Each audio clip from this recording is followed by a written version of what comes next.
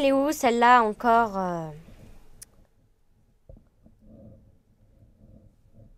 Vas-y, décroche. Oh, mais c'est Allez. qui? Allô? Allô, mais t'es où? Ça fait une demi-heure que je t'attends. Bah, je suis là. Bah, je suis au centre B. L'argent de poche, ça te dit quelque chose? Bah ouais, c'est ce que me donnent mes parents tous les mois. Mais t'es blonde ou quoi? C'est le film de François Truffaut. François Truffaut, c'est pas l'un des plus grands réalisateurs de la nouvelle vague? Bah si, mais puisque t'es si fort, cite-moi 3 films de François Truffaut. L'enfant sauvage, la mariée tête en noir et le 400 coups. Mais t'as oublié celui qui va principalement nous intéresser aujourd'hui? L'argent de poche, ça t'est sorti de la tête? Bon, bah puisque t'as oublié, on va te rafraîchir la mémoire. Bah vas-y, je t'écoute. François Truffaut est né le 6 février 1932 à Paris. Il a été critique de cinéma, acteur et réalisateur. Aujourd'hui, en exclusivité, nous allons vous présenter des interviews que nous avons réalisées avec des personnes qui ont participé de près ou de loin au film L'argent de poche. Mohamed, lance le magnéto. Un jour, je viens le week-end et je parle à mon père et je lui dis il faut que je trouve une ville comme ça pour le prochain film de Truffaut, etc. Il me dit mais pourquoi ne pas aller à Thiers? Et je suis allé à Thiers, mais vraiment un peu par hasard, parce que je connaissais Thiers. Il passait parce que la nationale passait à Thiers pendant des années et tout le monde connaissait Thiers. Et je suis allé et j'ai dit ça, il faut que je vende Thiers à François. Parce que, vous savez, nous en tant que collaborateurs, on a un objet, il faut qu'on le vende à metteur en scène. J'ai ramé un peu et je lui ai vendu Thiers parce que c'était une ville, ce qu'il voulait, avec qu'on va loin, et les escaliers pour les enfants. Vous savez, le casting se fait d'une façon suivante. Nous autres, en tant qu'assistants ou régisseurs, on investit une ville, on prend des contacts avec tout le monde, hein, que ce soit le notaire, le curé, la sage-femme, les gens les bistrots, les gens de la ville, etc. Bon, là, on a été accueillis par le maire qui était M. Barnerias. Je n'avais pas de rôle précis, donc c'était très sympa puisque j'ai pu toucher un petit peu à tout. Voir aussi bien les gens qui travaillaient, les gens qui tournaient, être en relation avec Paris, voilà. Donc c'était très intéressant. Dans le film, mon rôle était père de 2 enfants terribles qui s'appelaient Claudio et Franck. Dans le film, je jouais le rôle de l'infirmière qui accompagnait le médecin scolaire pour la visite médicale des enfants et puis aussi une infirmière qui était bien impliquée dans la vie locale. En fait, j'ai donc été embauché par Roland Thénault, un beau jour, qui m'a dit « Est-ce que ça vous intéresserait de vous occuper, donc je vois que vous les connaissez bien, des enfants qui vont être dans le film ?» Et puis alors ensuite, petit à petit, eh bien, je me suis retrouvé un peu comme régisseur, alors comme il fallait un titre, régisseur stagiaire. Il y avait un régisseur très officiel, régisseur général, qui s'appelait Alain Messer, mais qui avait loué une petite maison au plan d'eau de Saint-Rémy-sur-Durol avec sa copine et qui y passé beaucoup de temps. Alors il venait faire un tour le matin, c'était très sympa, il était très sympa ce gars-là. Et après, on le revoyait plus beaucoup de la journée. J'allais de temps en temps le soir au train de Paris amener ce qu'on appelle les rushs, c'est-à-dire ce qui avait été filmé et qui allait après être coupé par le monteur. J'étais figurante dans le film, donc c'est-à-dire que j'ai tourné en tant que figurante dans plusieurs scènes, mais je n'avais pas une scène précise. J'ai été contactée par Roland Thénault qui cherchait un appartement et une cour intérieure dans le vieux Clermont. Et je me trouvais d'être sur le pas de la porte rue Pascal. Mon rôle était celui de Martine. Martine qui était une petite fille qui devait avoir environ 12 ans et qui partait en colonie de vacances et qui rencontrait un petit garçon dont elle est tombée follement amoureuse. Comment s'est passé le tournage de L'argent de poche? Je crois dans des conditions bonnes, je crois, puisqu'il n'y a pas eu nous n'avons pas eu de catastrophe. Mais là, c'est un film, je crois, qui s'est passé, je suis en train de réfléchir, dans de bonnes conditions. dans de bonnes conditions.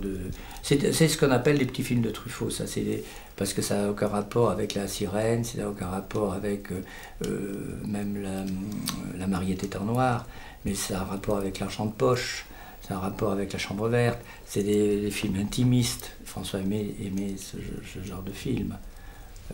D'ailleurs, il devait faire plus tard, après La Petite Voleuse, qui a été fait par Claude Miller, et c'est lui qui devait le faire. Moi, j'avais été le voir à l'hôpital américain, il m'avait dit on le fera en noir et blanc, dans le même esprit que L'Enfant sauvage et dans le même esprit que L'Argent de poche. Alors, comment s'est passé le tournage?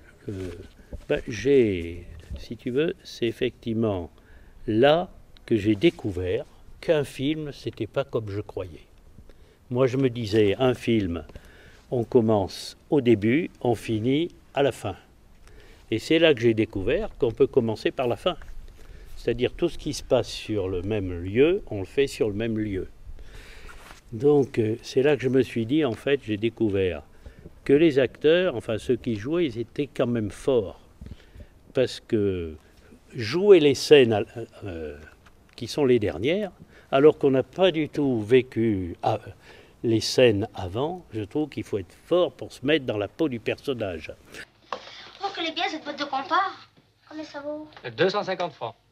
250 francs. Oui, non, 250 francs nouveaux. Merci. Or, j'ai découvert tous les trucages qu'il peut y avoir dans un film.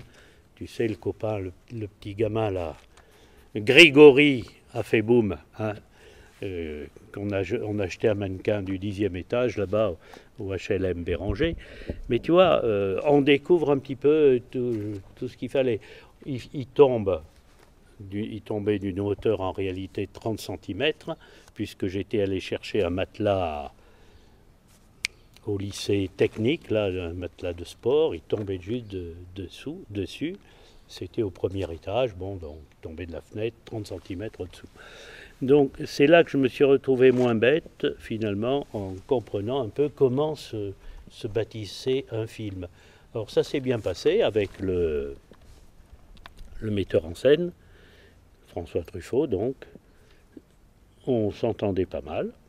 Ce que j'ai remarqué, par exemple, c'est que toutes les semaines, il téléphonait aux États-Unis au camarade Hitchcock, Alfred, parce qu'ils étaient très en lien l'un avec l'autre. Ils discutaient beaucoup de cinéma, bien sûr. Et puis j'ai remarqué aussi que ce metteur en scène, François Truffaut, il mangeait rien presque. À midi, j'allais lui chercher une pomme, un œuf dur et un thermos de café. Voilà, c'était pour sa journée. Après le soir, j'allais pas voir ce qu'il mangeait. Mais bon.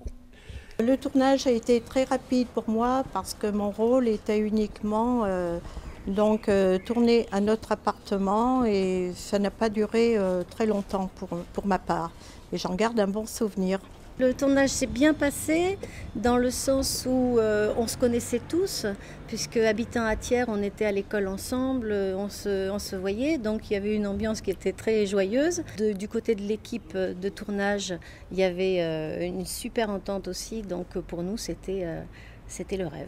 Pour moi, le tournage, c'est maintenant vraiment que de bons souvenirs, un bel été à Thiers, si je puis dire, une bonne équipe, une bonne ambiance, même si, il faut bien le reconnaître, le cinéma, c'est un vrai travail. C'est un vrai travail, il y avait quand même des moments difficiles, pénibles. Et François Truffaut, sous un aspect sympathique, agréable, était quand même d'une exigence importante et était certaines fois très intransigeant sur ce qu'il voulait obtenir dans une scène. Les répétitions sont passées très bien dans certains sens, mais par contre très surpris. Parce qu'on répétait des dizaines de fois la même scène, il y avait toujours quelque chose qui n'allait pas. Ou c'était le bruit, ou c'était trop fort, ou trop doucement. Incroyable de faire 10, 15, 20 fois la même chose. Il faut avoir de la patience. Quels sont vos meilleurs souvenirs avec François Truffaut? Le souvenir principal, c'est de travailler avec un homme qui était sympathique, je crois talentueux, qui avait un talent certain, qui était respectueux des autres. Ça, c'est très important. Moi, j'ai refusé de tourner avec des metteurs en scène qui étaient vraiment des gens pas respectueux. Il nous apportait beaucoup et il est très simple, il m'était très à l'aise et très discret. Toujours, si on avait une question à lui poser, il était toujours prêt. J'ai bien apprécié. Tout a été super. Vraiment, j'en garde un souvenir, ça fait très longtemps pourtant. Mais vraiment, c'était une expérience formidable. Des contacts que l'on n'a pas l'habitude d'avoir d'habitude. Des gens de ce milieu, on n'a pas souvent l'occasion de les rencontrer. Puis des gens charmants. Et puis ça nous a permis, même en étant tiernoise, de rencontrer d'autres tiernois. C'était bien parce que tous les gens ouvraient leurs portes. Enfin vraiment, les tiernois ont été super sympas. Ah, c'est un monsieur exemplaire, un réalisateur de premier ordre. Un homme extraordinaire. Extraordinaire et très à l'écoute des enfants. Jamais il s'est mis en colère. Il était très très calme, d'un calme olympien. Même s'il fallait refaire 10 fois les scènes, c'était pas un souci, il avait toujours le sourire. Quelqu'un d'extrêmement aimable et qui aimait les enfants. Ça, il avait une très très grande adoration pour les enfants et un très grand respect. Alors à ce moment-là, pour moi, Truffaut, c'était quelqu'un d'extrêmement gentil, ce que je disais, extrêmement patient, qui était à l'écoute, qui cherchait pas à en imposer, qui mettait tout de suite à l'aise et qui était vraiment, j'allais dire, sur le long terme, encore soucieux de ce qui pouvait se passer. En tous les cas, ça a été le cas pour moi. Il m'a envoyé une carte à Noël où il y avait un petit coup de téléphone. Donc ça a duré un certain temps comme ça. Et puis après, bon, les choses se sont estampées. Et puis malheureusement, après, il est parti. Ce que François Truffaut m'a apporté, je pense, le sens d'un travail en équipe, une certaine aussi façon de considérer les enfants dans leur fragilité, dans leur sensibilité, mais aussi dans toute la force qu'ils peuvent déployer. Mais vraiment, c'était un homme sympathique. Il fumait trop. Tu vois, son gros truc, c'est qu'il avait son paquet de cigarettes toujours dans la chemise, ici, là, qui retournait. Et effectivement, il fumait trop, et je me demande si c'est pas ça qui a été la cause, enfin, de sa mort. Mais je peux pas le certifier. Comme dit l'autre, je suis pas tout bip. Ce qui m'a apporté aussi, c'est la découverte du monde du cinéma, parce qu'on a été vraiment très très proche de lui, très très proche aussi de Suzanne Schiffman, qui était donc sa collaboratrice directe. Et aussi, cette année-là, tous les enfants de la commune, on était ensemble, et c'était un événement, je pense, inoubliable. Pouvez-vous nous raconter quelques anecdotes ? Je vais vous raconter des anecdotes. Mais pour être écouté par les enfants ou simplement par les adultes? Non. Tout public. Tout public. Il y en a. Mais vous savez, des anecdotes, c'est au quotidien. C'est-à-dire qu'il faudrait prendre les films les uns après les autres. Je pourrais vous en raconter des dizaines, mais pas aucun intérêt. C'est les mêmes anecdotes qu'on a dans la vie pratique, que vous aurez un jour dans un bureau ou sur une scène, et que d'autres ont dans une usine avec leur chef de chantier, avec leurs collègues de boulot. Les gens ont plein d'anecdotes comme ça. Mais des anecdotes, il y en a plein. Ou alors on rangeait les chambres dans les hôtels, on intervenait auprès de la direction pour dire ça serait bien de mettre la chambre de telle personne à côté de telle autre. Pour des problèmes de répétition, pour apprendre le texte, ça c'est sûr. Ou alors vous avez, pour l'argent de poche, je me souviens, ah non, ça je ne peux pas la dire celle-ci. Un technicien qui avait une amitié profonde pour quelqu'un de la ville, et bien quand on avait besoin de lui, c'est un de mes adjoints, je savais où le prendre, parce qu'il était souvent occupé. C'est la vie quoi. Vous savez, le cinéma c'est la vie. La vie, et on a affaire à les humains avec leurs qualités et leurs défauts. Des anecdotes, des souvenirs, oui, des souvenirs, j'en ai plein. J'ai été coiffée par François Truffaut. François Truffaut est venu me chercher jusque chez moi.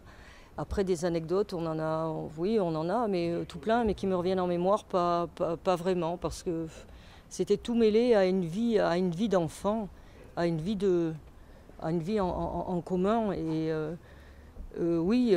dans la cantine, quand quand on s'est tous retrouvés, on a mangé 50 fois la feuille de salade. Enfin, tout des choses comme ça. C'était des petites anecdotes un petit peu sympas. Mais il n'y a pas eu du tout d'anicroche pendant tout le tournage. Il n'y a rien eu. Ça a été, je dois dire, vraiment un réel plaisir. Tout s'est passé comme si on était en colonie. Alors une anecdote, oui, j'ai. C'est la scène qui se tourne dans le dortoir où j'écris une carte à mon cousin. J'avais un stylo en fin de compte qui avait un petit effet lumineux pour pouvoir écrire dans le noir. Mais pour la prise de vue, c'était pas suffisant. Donc il y avait un espèce de projecteur qui était derrière moi et qui devait être synchronisé entre le moment où j'allumais le stylo et le moment où eux allumaient en même temps le projecteur. Et ça a été une galère épouvantable parce qu'on n'arrivait pas à synchroniser les deux. Donc on a recommencé. Après des anecdotes, il y en a plein. Et entre autres le baiser parce que ça a été un moment relativement terrible.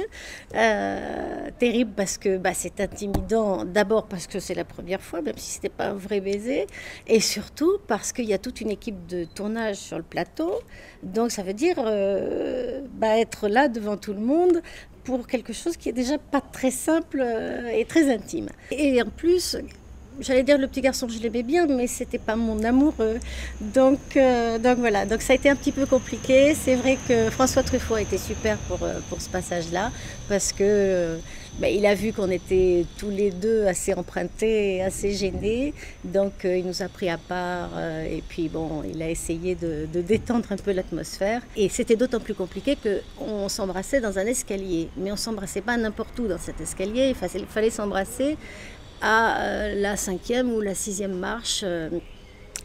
Donc non seulement on avait le cœur qui battait à 100 à l'heure, mais en plus il fallait calculer le nombre de marches. Enfin c'était assez terrible. Donc on a recommencé beaucoup de fois cette scène pour arriver à quelque chose. Et c'est le premier baiser qui en même temps était le premier baiser non seulement cinématographique, mais en même temps le premier baiser pour ce qui me concerne. Mais le plus, je pense, une anecdote, c'est lorsque les garçons se sont battus à coups de chocolat, de cacao, de bol au lait, et dans l'appartement, il y en avait de partout, aussi bien sur les murs que... Alors je pensais qu'à ma femme, je dis, quand ma femme va rentrer le soir, qu'est-ce qu'elle va dire? Bravo les enfants.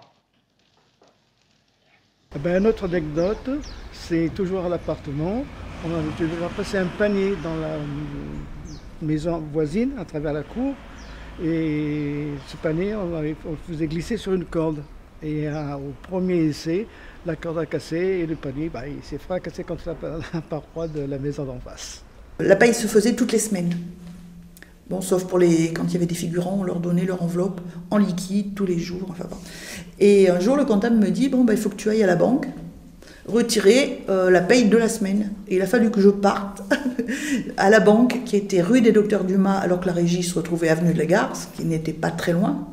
Mais pour moi, c'était faramineux, parce qu'il a fallu que je revienne avec je ne sais plus combien de millions d'anciens francs. Et vraiment, j'étais un petit peu jeune, j'avais 22 ans, j'avais jamais transporté autant d'argent, j'avais l'impression que ça se voyait partout.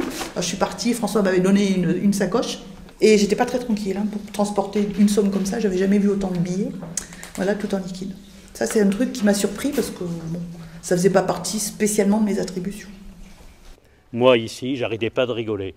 On rentrait par là, il y avait un gars qui faisait fonction de commissaire de police. Et puis moi, donc gardien de la paix, on venait ici. Je ne sais plus ce que j'avais à dire du tout. Mais enfin, rien que le fait de me déplacer, de voir qu'il y avait il y avait des gens qui venaient voir des fois les tournages, tout ça. Et moi, en agent de police, chaque fois, je ne pouvais pas arriver au bout, j'étais obligé de rigoler. De quel côté déjà l'arrêt, M. Lomé? De quel côté? Fais-moi l'arrêt au mur, Sébastopol. Dans ma fonction à Thiers à l'époque, puis il y a quand même pas mal d'années, donc un prêtre, c'est quand même assez cadré, quoi. Alors là, qu'est-ce que tu veux? Quand la copine, l'épouse de Pierre William, là, me voyait dans la rue, elle arrêtait la voiture, elle sautait de la voiture, elle me venait m'embrasser. Alors tu penses que les mémés du coin, elles se posaient quand même quelques petites questions. Oh, qu'il est mignon celui-là. Vous devez sûrement aimer les enfants, vous, madame. J'étais déguisé en gardien de la paix. Tous ceux qui travaillaient dans le film, François Truffaut leur demandait d'apparaître. Parce que ça, il le tenait d'Hitchcock, qui apparaissait toujours dans ses films. Hein? Alors lui, c'était plus que lui. Il voulait que tous ceux qui travaillaient, ils apparaissent dans le film. C'est comme ça que je me suis retrouvé gardien de la paix. Donc il fallait que je trouve un costume. Donc je suis allé au commissariat de police à Thiers en disant « Est-ce qu'il y en a un qui sera à peu près comme moi, de ma taille, qui pourrait me prêter son costume ?» Alors les gars, ils ouvraient des yeux comme ça. Enfin finalement, j'ai trouvé un monsieur Guyon, tu vois, je me rappelle même du nom. Et bon, ça allait à peu près, là. Le képi était un peu petit parce que moi j'ai une grosse tête, mais enfin, j'ai fonctionné avec ça. Et puis alors, on m'avait acheté des godasses, des chaussures, tu vois. Et à la fin du film, on pouvait racheter ce qui avait été utilisé dans le film comme costume ou autre. Donc j'ai racheté mes godasses, à bas prix, hein. Mais j'ai racheté les chaussures que j'avais dans le film. Et puis, je voulais dire aussi, moi, François Truffaut m'avait dit, ce film à Thiers, il coûte pas cher. 300 000 francs, pas euros, hein, parce qu'on n'était pas en euros. Et il m'a dit, tu vois, 300 000 francs, c'est ce qu'on donne habituellement à Jean Gabin pour faire un film. Là, pour tout le film, tous ceux qui ont travaillé, les déplacements et tout, ça a coûté 300 000 francs. Donc ça m'a donné un peu un ordre d'idée un peu de ce qui se vit au niveau du cinéma. Un souvenir, une anecdote, eh bien d'avoir traversé, il m'a fait courir plus de 15 fois la cour derrière parce qu'il fallait que je sois vraiment essoufflée. D'accord ? Et j'avais beau me forcer pour être essoufflée, pour lui ça ne faisait pas vrai. Donc il a fallu que je cours vraiment comme une dératée pour être réellement essoufflée. Bon, petit souvenir. Ah ben enfin! Alors comment tu vas trouver sur l'écran de cinéma? Génial. T'as vu, je suis une vraie star maintenant. Ah bah oui, j'ai vu ça. Ouais, c'est vrai, ils sont super bien habillés. Hein. Mais sinon, t'as trouvé comment le reportage? Génial, j'ai vraiment appris plein de choses. Et vous, qu'est-ce que vous en avez pensé?